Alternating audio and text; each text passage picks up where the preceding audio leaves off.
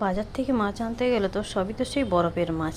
একটা দাদার কাছ থেকে আমি মাছ নিই, খুব টাটকা মাছ আনে। তো তোমরা দেখতেই পাচ্ছ মাছটা কিন্তু খুব টাটকা। আমি মাছের মধ্যে নুন, হলুদ আর একটু কাশ্মীরি লঙ্কা মাখিয়ে নেবো। দেখো আমি নুন হলুদ এটার মধ্যে মাখিয়ে নিচ্ছি। এত টাটকা মাছটা, অবশ্যই টেস্ট খুব সুন্দর হবে, খুব মিষ্টি হবে, কারণ দাদার কাছ থেকে আমি অনেক মাছই নিই। আর এখানে আমি সব আলু পেঁয়াজ সব কেটে রেখেছি, মাছের যা যা ধনেপাতা সব রেডি করে রেখেছি, জিরে আদা একটু বেটে রেখেছিলাম, কাঁচা লঙ্কা। এবার তেলের মধ্যে আমি মাছগুলোকে বেশ ভালো করে ভেজে নেবো।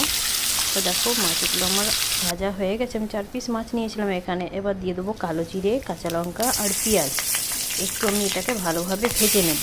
দেখো লালভাবে পেঁয়াজটা ভাজা হয়ে গেছে। এবার আমি আলু দিয়ে দিলাম, পরিমাণ মতো লবণ হলুদ দিয়ে বেশভাবে আলুটাকে আমি একটু ভেজে নেব।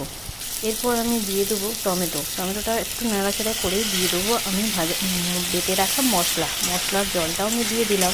বেশ ভালোভাবে দেখো মশলাটাকে কিন্তু কষিয়ে নিয়েছি, খুব সুন্দর একটা গন্ধ ছেড়ে গেছে মশলা থেকে। এবার একটু ভালোভাবে কষিয়ে নিয়ে আমি পরিমাণ মতো জল দিয়ে দেবো এটার মধ্যে। খুব সুন্দর রঙ চলে এসছে দেখো। আর হ্যাঁ, তোমরা আমার কিন্তু কড়াইটাকে একটু ইগনোর করো। আর এটা দেখতে পাচ্ছ, এটা কিন্তু গন্ধরাজ লেবুর পাতা। এটার মধ্যে কিন্তু দিলে খুব সুন্দর একটা সেন্ট ওঠে। তো পাতাটা দেওয়ার সঙ্গে সঙ্গে কিন্তু আমি ঢাকা দিয়ে দিচ্ছিলাম। এবার আমার ঝোলটা ফুটে উঠেছে। আমি ভাজা মাছগুলো এখানে 3 পিস দিয়ে দিলাম। আমার মেয়ের জন্য 1 পিস ভাজা আমি তুলে রেখেছি। এবার এটা ফুটে উঠলেই আমি দিয়ে দেবো একটু গরম মশলা। দেখো মাছটা কিন্তু ফুটে উঠেছে, একটু গরম মশলা ছড়িয়ে দিলাম।